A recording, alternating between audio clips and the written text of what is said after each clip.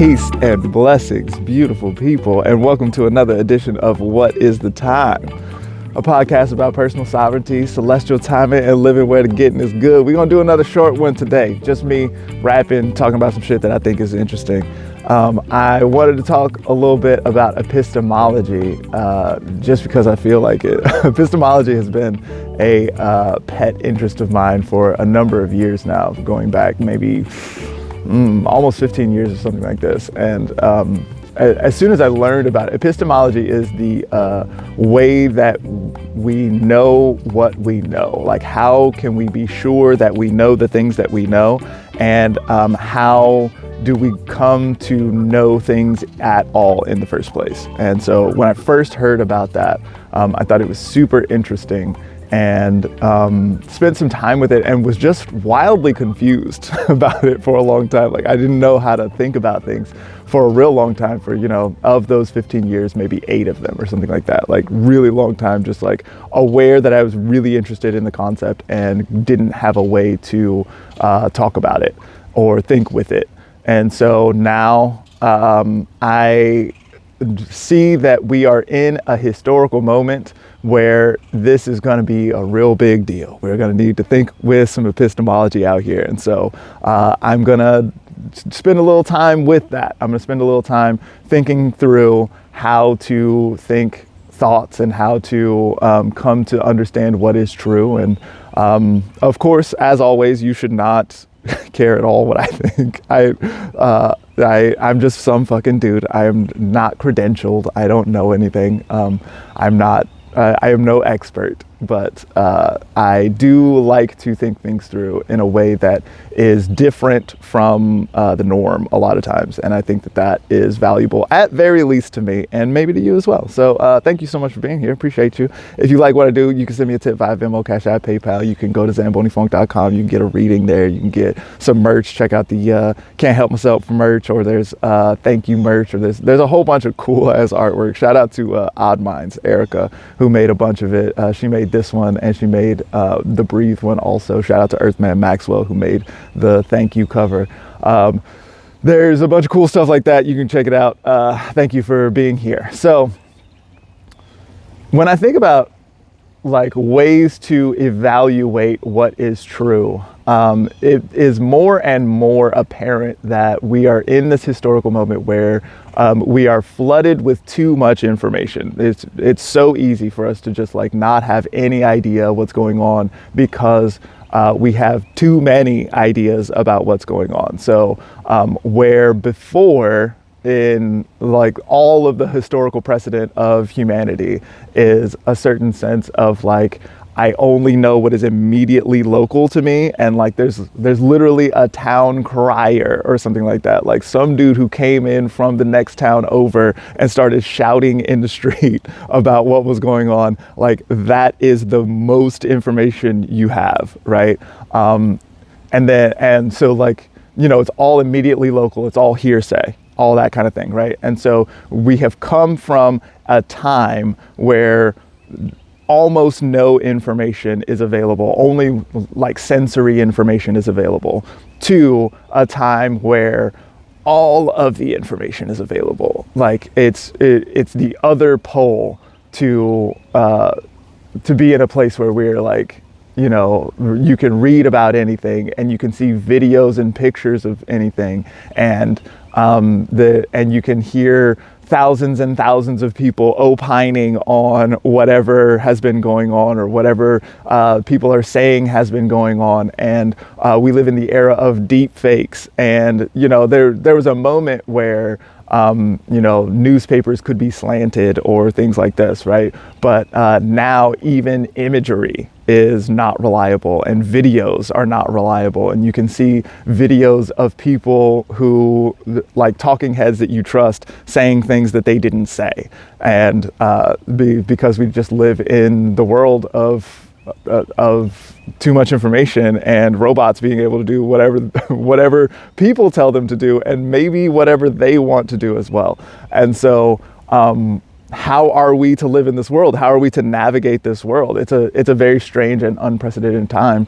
And so we have to rely on some principles of how to operate against all of this information, how to determine what is true and what is useful in these times. I don't necessarily know that there is a singular one truth. I always refer to the great thinker, philosopher, author, educator, Ursula Le Guin, who said that all truth is local. And when she said that, then she kept a lowercase t on truth there, right? At other times, she sometimes capitalizes truth to mean the big truth that is universally true, and mostly she debunks that shit. So, like, all truth is local, right? And so this gets to the kind of intuitive knowing, the like sort of sensory information that comes in, and being able to be like, okay, so I am here present in this moment. There's the sort of Cartesian, I think, therefore I am. I don't know what else is going on in the world. I don't know that anyone else exists. Maybe it's all a dream. Maybe I'm the only thing that exists, and I've dreamt this whole thing, right? Which is an extremely self-centered and narcissistic way to approach the world, but is not provably false, right? There's no way to prove that any of the rest of it is going on. And so, but because I am experiencing things, I know that at least I exist. I don't necessarily know that I am the human being that I think I am, but I do know that something that I think of as I is in existence, right? And therefore, whatever's going on around me is the thing that I can know to be true, right? And so those things, that's part of what Ursula Le Guin is referring to when she says that all truth is local. And then, so there's always like a particular context in which the truth operates, and it's like it is relative to what matters here. And so I think about this all the time, and a lot of what she would do is she would make stories that happen on other planets or in other universes, and be like, okay, so if we are outside of the Earth context, right? So things make sense on Earth that make sense on Earth because of the conditions that are here. The Earth is a certain size, and so gravity operates a certain kind of way and it's the very normal way for us, right? But like, the Earth is a certain size, and it is in relationship to the sun and the moon and the rest of the solar system and all the rest of this, right? And because of those basic systems, then things operate in the way that they do. But what if we were in a different context? What if we were on an Earth of a different size, for example? What if we were on something that is like an eighth of the size of the Earth? And what kinds of things would happen in that case, right? Gravity would be different. And like the way that, and if so, like the downward pull of gravity, it operates differently, then all of the life forms are going to be different in response to that, and all of the rest of it, right? Like everything downstream from the way that things are there is going to have a different kind of context. And so what might be intuitively obviously true here in an Earth context is not going to be true in that imaginary context, right? And so that's the kind of thing. And we have to acknowledge that the universe is so huge that there are going to be other contexts where things that are intuitively true on Earth are not the thing that is intuitively true in all of the context of outer space, or on other planets, or inside of star systems, and all the rest of it, right? Like there are many contexts where things can become intuitively true. And so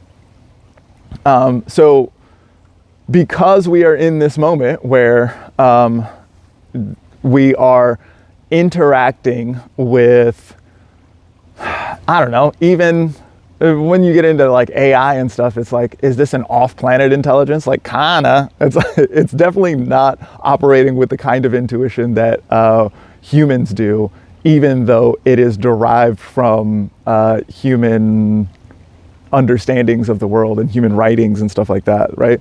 So it's good for us to open up possibilities around what could possibly be true. So my man, who I don't want to say his name because I didn't ask him if I could say his name, and he says some pretty wild and outlandish stuff that he might not want me broadcasting to the whole world, but he will recognize himself here. And I super appreciate my man's this way because he has great insights. And but one of the things that he says is that we are in a post-truth era, right? Because what even am truth at this point? You know, there's people famously disagree about what the truth is. Some people actually don't think that the idea that all truth is local is a real thing. Some people believe in a universal truth. And I think those people are wrong, but those people think that I'm crazy. I think that like the stars have an influence on what's going on in everyday life. So clearly I'm crazy, and perhaps I'm wrong about these kinds of things, right? And they would point to those things and in order to prove that I'm wrong. And so there's no good way to know about what truth is. And so we live in a post-truth time. And so in order to navigate that, what my man does with that is places all of the possibilities on the table. And then as information comes in, then we can start to knock stuff off of the table. But we have to operate from the place of like, well, anything is really possible. And so let's just go like anything is possible. Let's just work with that and see what happens as more information comes in and all the rest of this. And so one of the ways that I've been thinking about like actually making sure that a thing is true is so there's a great Terence McKenna quote, which is if a thing is real, then it can take the pressure. And so a thing that can take the pressure will be true and verifiable from several directions, right? So you know, like this is a way to disprove your optical illusions or something like that, right? So like if you are in a spot and you're looking in a particular direction and a thing looks a certain way, then, and you're like, oh, there's a bear over there, right? Then from a different vantage point, it should still look like there's a bear over there if there actually is a bear over there, right? It could be that from this vantage point, something looks like a bear, but then from a different vantage point, it looks like something else, right? And furthermore, at some point, like if you get close enough to it, it should smell like a bear. It should sound like a bear. Like it should, from many different angles, you should be able to get to the place where it's like, I think this thing is a bear, right? So one of my favorite examples of this is astrology is real. So clearly I think astrology is real. I'm an astrologer. You can get a reading at ZamboniFunk.com or whatever. And I've done over 10,000 readings at this point. They have been largely effective. And I think that it's a good practice. But so if astrology is a real thing, they should be able to take the pressure, right? And so I think about that from a few different angles. One is the basic concept of the way that reality functions should be in line with the way that astrology functions. Like astrology should be in universe. It's based on the rules that apply in this universe, then astrology should work. And so here's what I'm thinking about with that. This, I really care very deeply about the concept of shape.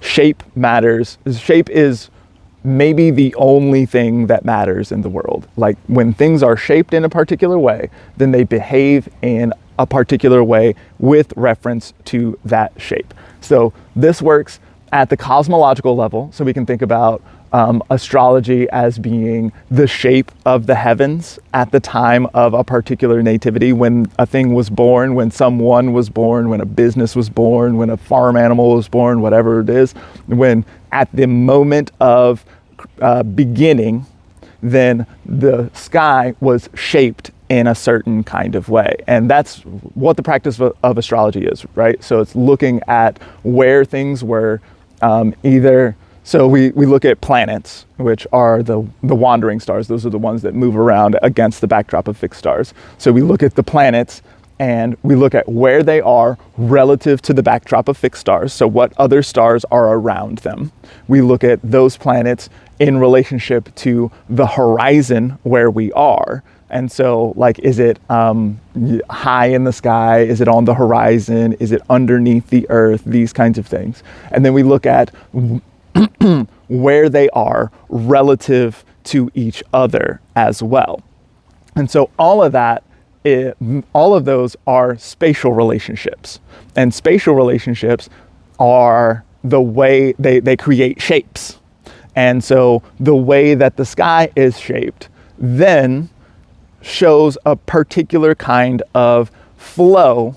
Things flow from that kind of shape in a particular way that reflects that shape. So the way that I often think about that is like if you have a pitcher full of water and you pour water out of that pitcher, then because you've got your little lip there, then it flows in a particular kind of way. But if you have a vessel that is shaped differently from the pitcher, let's say you've got a pot, and so the edge of your pot doesn't have the little lip on it. So if you pour water out of the pot, then it's shaped differently. Or maybe you've got jagged edges and then you pour out of that, then things flow differently based on that. And then you can think about the shape of the water itself. Maybe it's water, maybe it's soup, maybe it's jello, maybe it's sand. I don't know what you're pouring out, but whatever is flowing out of here is going to flow in the way that that thing flows and relative to the shape of the vessel itself, right? And so the flow that comes from the shape is the life that we live. And so the idea of shape here is resonant in all of the ways. So another way that I like to think about shape is we've got the cosmological level. We can come down to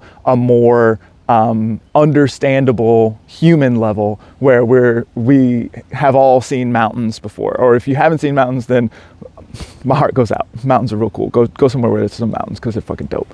So mountains are real big pieces of earth, right? And so mountains are a way that the land is shaped. So there's mountains, there's valleys, there's rivers and streams and oceans and all that. That is the way that the earth is shaped, right? So when mountains get real tall, especially at the coast, then sometimes, well, actually it's not only the coast, but let's use the coast as our example here. So you've got tall mountains on the coast. And then you've got weather patterns that want to come in off of the ocean and that want to come in and do weather on the land. But the mountains are so tall that the clouds don't pass over the mountains. And so the clouds hang out on one side of the mountains. And so you can get a rainforest on one side of the mountain and you can get a desert on the other side of the mountain. And that is because of the shape of the land. The land is shaped in such a way that there's a barrier, and so you've got two wildly different things that can happen on either side of the mountain. That happens as a result of the shape of things, right? Or like all of our land formations are going to be that kind of way. Or we can take it down a little further from there and we can think about like molecular structures, right? So we can think about at the atomic level, then atoms form different binds and make shapes based on the kinds of ways that they can bind. So at the atomic level, then we've got like, protons and neutrons and electrons, and they are arranged in such a way that they can bind with each other in very particular ways, right? And those are governed by rules based on the shape of the molecule or the atoms. And then the atoms bind together to create molecules, which then themselves take a particular shape and then go on to behave in the world in particular ways based on the shape that they have. This is the reason why enzymes can work the way that they can work, right? Because they are shaped in a particular way, and then they will find a receptor that is shaped in just the right kind of way as well. And so then they will bind together and they will stop stuff from happening, or they will make some kind of reaction happen. Like all of it happens based on the shape of the enzyme and the receptor, or based on molecules that come into contact with receptors or whatever else. This is the way that drugs work and all of that kind of stuff, right? Hormones of all different sorts. And so what we notice here is that shape is an underlying principle which governs the whole way that the world works in general, right? And because things are shaped in a particular way, then then that shape goes on to influence the way that everything else operates as well, right? And so what we can notice is that the concept of astrology, of measuring the shape of the heavens, is in keeping with this same idea that shape is at the root of all of the stuff, right? So astrology fits in with the basic concept of understanding how the world works generally. All right, so already it looks like astrology is probably real, but if it's real and it can take the pressure, then we should be able to do it from another different angle, right? And so there are 4 branches of astrology. There's natal astrology, there's mundane astrology, there's electional astrology, and there's horary astrology. So horary astrology, I don't know how to do. It's got special rules that I don't know them, and it's just not my cup of tea. So I can't really speak to that. I know that people do it, and I believe them when they say that they get good readings from their horary astrology, but I can't verify that myself. And because I can't verify that myself, then I'm going to throw that out of my epistemological inquiry here. So not saying that it's not true, not saying that it is true. I think it probably is true based on what I know about astrology, but because I can't verify that, going out of my inquiry and my deep dive here, so I'm not going to use it. Electional astrology is the process of electing or selecting or choosing a time, an auspicious time, to begin a project, or choosing an inauspicious time to avoid a project. And so you can get better outcomes if you choose a good time, or avoid those difficult times on whatever your project is, right? It could be a marriage, it could be a business launch, it could be a product launch, it could be an email, it could be a first date. All kinds of things can be elected, and you can get better outcomes with auspicious timing than inauspicious timing. So this one, unprovable. Can't prove it at all because you don't have a control group. So if you try a thing at a particular time, then you can't try that same thing at a different time. And so there's just no way to know. Again, I think this works. I have an electional report, which is available on my Patreon. You can sign up there and get an electional report sent to you every month. And that'll have dates when it's good and dates when it's bad, and so you should avoid those things. And it'll give you specific times when you can launch your product or your sigils or whatever else. I think it works, and I have seen good results from my elections a lot of times, and I have seen results that flow from my elections which reflect the the shape of the election itself. So like if you read the chart and then you see what happened in the thing that I launched, and it comes out in ways that like reflect it pretty well. However, because there's no control group there, there's just no way to know. And so because I've seen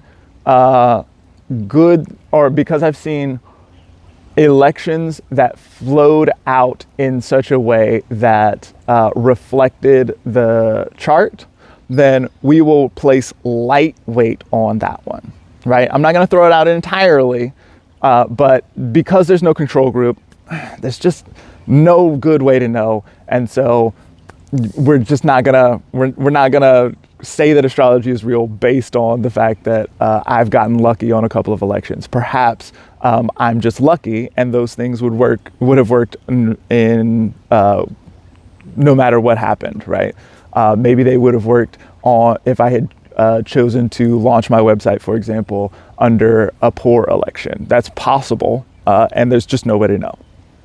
So this leaves natal and mundane astrology. So if astrology is real, then natal astrology, you should be able to, so natal astrology is the practice of looking at a nativity and then seeing what flows from that and being able to accurately describe the shape of the life based on the shape of the stars in that moment. This is, I do it all the time. I've done it over 10,000 times. Mostly it works out pretty well. There are a couple of specific things that are really fun to just like throw into a reading whenever they show up. Like if you've got Mars on the rising, then most times you can be like, oh, you might have a ruddy complexion. You might have like a lot of red in your face. And people are like, I've done that for people who, like I've done a lot of readings where I couldn't see the people. I just like said it to people, and people are like, what are you talking, how do you know this? Like a lot of stuff like that can show up.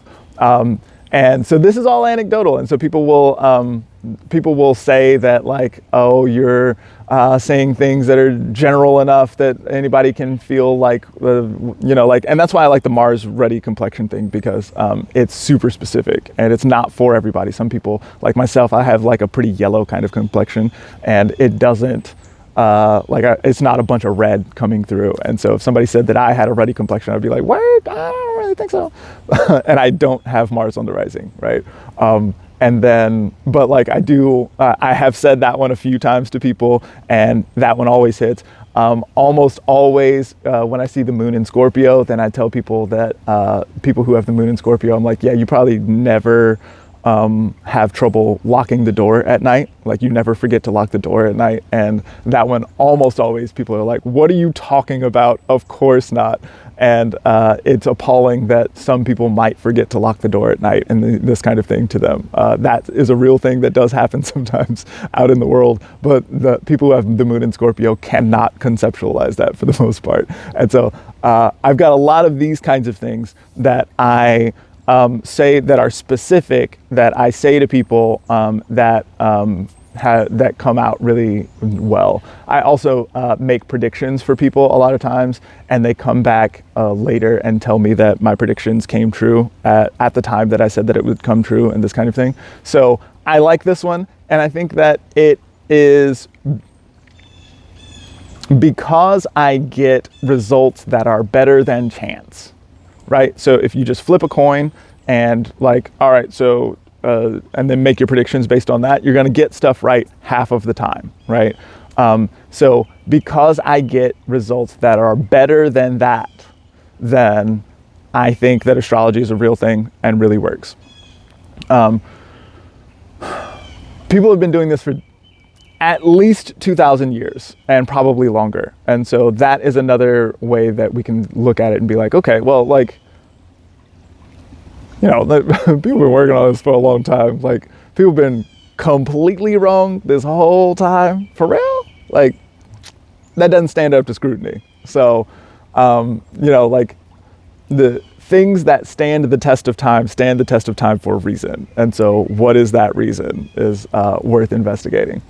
The other thing here is mundane astrology. So mundane astrology is looking at what is going on in the sky and then matching that to history. So the machinations of nation states and what is going on just in the news and like the zeitgeist of the moment and these kinds of things, right? This is, to my mind, the best proof of astrology, because it is the one that you can look at some skies and be like, okay, so these kinds of things should be going on, and then look at history, look at the world over and be like, okay, so is this kind of stuff happening, you know? And a lot of times that sort of thing will be true. A lot of times you'll see repetitions, like when this star was in, or when this planet was in this sign, then this kind of stuff happened, you know? So people have been talking a lot about Uranus and Gemini recently, right? Because Uranus is going to be moving into Gemini in 2025. And that is going to start a 7-year period of Uranus and Gemini. And that is historically a very big deal for the United States. The last time we had Uranus and Gemini, then the United States entered World War II. Interestingly, Uranus and Gemini does not predict World War II, but rather predicts the United States entry into World War II, right? So Uranus and Gemini should be a major historical event, especially around wartime when it comes to the United States specifically, not talking about the world over, talking about the United States of America. So Uranus and Gemini correlates with the United States entry into World War II. It also correlates the time before that with the Civil War in the United States. The time before that is the American Revolution, the beginning of the United States in the first place. And so Uranus and Gemini has a lot to do with each of those things, right? And so because we see that repetition, then we can start to make claims about the cyclical nature of time and about how history not only repeats itself, or at least rhymes, but does so in a way that is predictable based on the astrology, right? And so this is a proof for astrology being a real thing and actually working. So, because from several different angles, we can look at astrology and be like, that shit seems to be working, then we can operate on the assumption that astrology is working. And ultimately, that's all it is, right? Like, I do my readings and I do my elections and whatever else on the assumption that astrology is working. I still can only know what I know, and that's not very much. And so, so I have to keep a certain space from what I know to be true and what my basic operating principles are, right? There's a gap between those two things. But, you know, if it's working, it's working. And that's part of what we are looking at in this historical moment as well, is not necessarily what is the capital T truth, the real truth, the universal truth that could always be. As far as I can tell, nothing really works with that except maybe the idea of shape, and the yin yang works pretty well that way as well. But like, apart from that, like, nah, you know, you're just not gonna get any universal truths. And so because of that, then it's impossible to know what the truth is, but we still have to navigate anyway. And because there are proxies to the truth, then, like, I think astrology is real. So I'm going to use astrology because it's getting me, it is helping me to navigate the time and space where I actually live. Doesn't really matter if it's capital T true. What matters is its ability to improve my navigation skills. And so, all right. So because that is the only thing that matters, then that is ultimately going to be the rubric for, is a thing worth knowing or is a thing worth remembering? And so a thing, a fact, an idea is worth remembering if it improves my ability to navigate the world at large. There's the idea of like a metaphorical truth for something that is literally false. There can be things that are not verifiable on a factual basis, but that can improve your standing in the world generally, if you just do that thing anyway.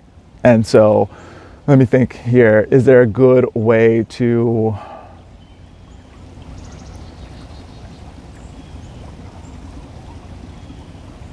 I'm gonna have to come back on an example of that. There are the examples.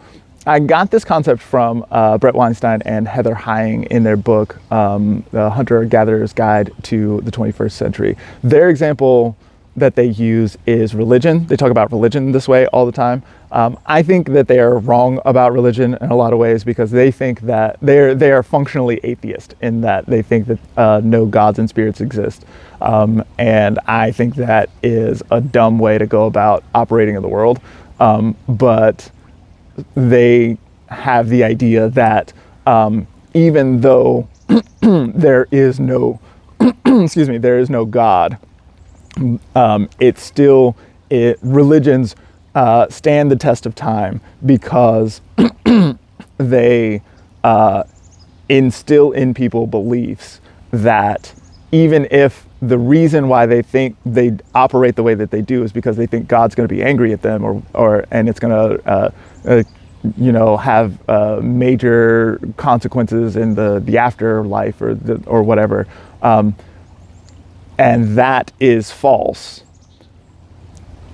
If they operate in those ways, like there's a code of ethics and moralities, for example, or there are codes around cleanliness or these kinds of things. If they operate in those ways, then they achieve better outcomes at the population or civilization level, even if those things are not literally true. Like, even if it's not literally true that God's going to be angry at you for eating these two things next to each other, you can get better outcomes in your health, especially at the population level, if you follow those rules. And so that's the example that is given in the text where I got this from.